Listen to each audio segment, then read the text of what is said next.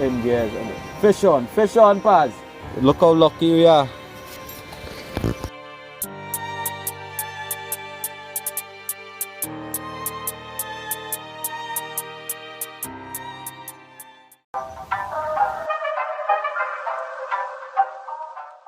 Alright, good night. We're gonna do a little setup here now. We're down in my crib. We're trying a little thing. How the camera looking there, dog? It picking more up good? And I see your body and I see my face. You see the rod on the reel? Yeah. Nice. So we're now setting up.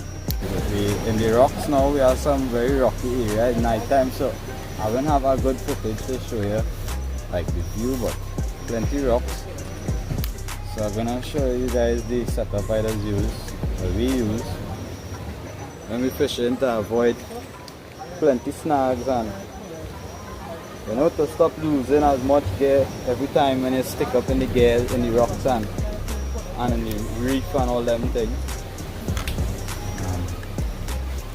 I don't know if all you could see it, but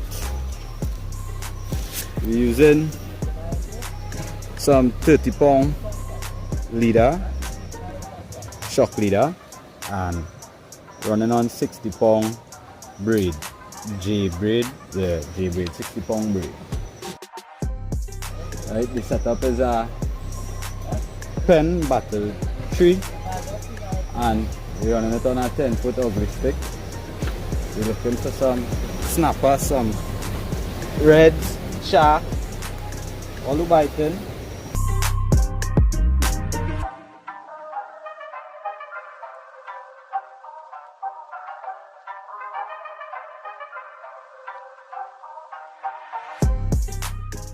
I use what we call a running line. It's actually the Carolina rig, but in Trinidad we call it the running line. I think you all know the Carolina rig. I'll put a link in for you to see. I didn't make the video with it, but I'll give you a link from a good fisherman to see what the rig really is. But you can learn it here also. So you take the sinker, 30-pound shock leader. Right, take sinker and you put it on, slide it on first. This is 80-pound rolling barrel swivel. Now you don't necessarily need it so strong, but the reason I use a heavy swivel is it's stronger than the line in front, which is wire I use, toothproof wire, so it's stronger than that. So in case of a snag, when I pull strong enough, it tends to burst in front by the wire. It breaks off the wire on the swivel. Not all the time because, I mean, it's wire.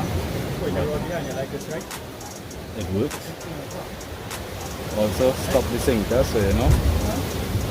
Some people use the knocker rig thinking it's the Carolina rig, thinking it's the same thing. No, it's two completely different rigs. I don't know if you all could see what I'm doing actually. So I'm gonna come a little closer.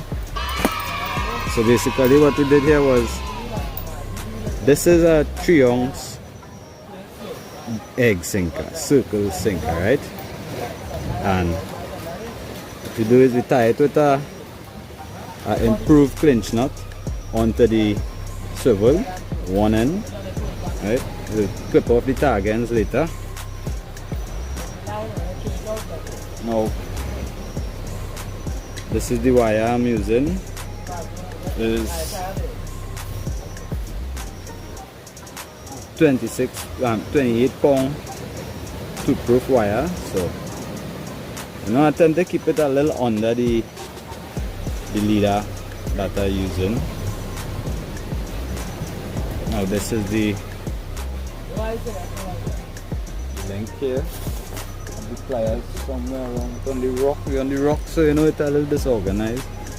We have a table to show you all on, but that's how we do it. We outdoor. We're outdoor addicts. We make use of everything. Wire.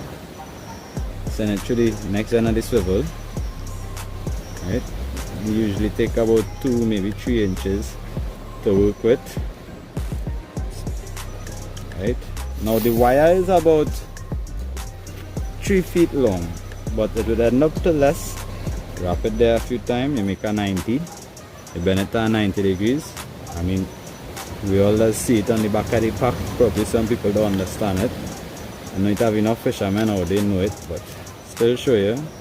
You don't need nothing fancy, use your hand, you just pinch it and you take your time and wrap. You hold the swivel, the next end of the swivel at the wire tied onto. You just hold it with your hand, and it's 28 pound wire, so shouldn't be too hard. Right? Just take your time, a couple wraps because it does the support. Right? Put off that end there. Pinch it down a little bit. Just to make it look neat and well, not really just neat, but you don't want the little ends to be able to hook up on the leader.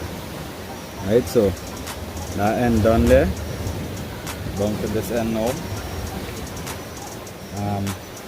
What size is these octopus hook on them, Mike? 2 or 3? So we're using 3/0 octopus hook. Some people say circle hook, but this is not truly circle hook, this is octopus hook. Right? Let's slip it onto the wire. Yeah, pads in the back there. Looking to set up the fireside for some fish tea. Give all a little video of that, hopefully. Once I tune in and like the content, we will know if to upload videos, how to do. Right, so here we go. Tie it off again. You just solid tie. You take your time and do it. Don't do it too fast. If you do it too fast and you rush it, it could heat up the wire too much and it could break right in the spot where you're doing it, making it a weak point. Take your time and wrap it. Pliers dull. I'll buy one of them custom pliers and them pliers dull.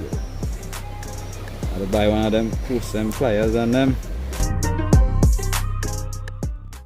So now we just neaten up the cut. You cut out the tag again.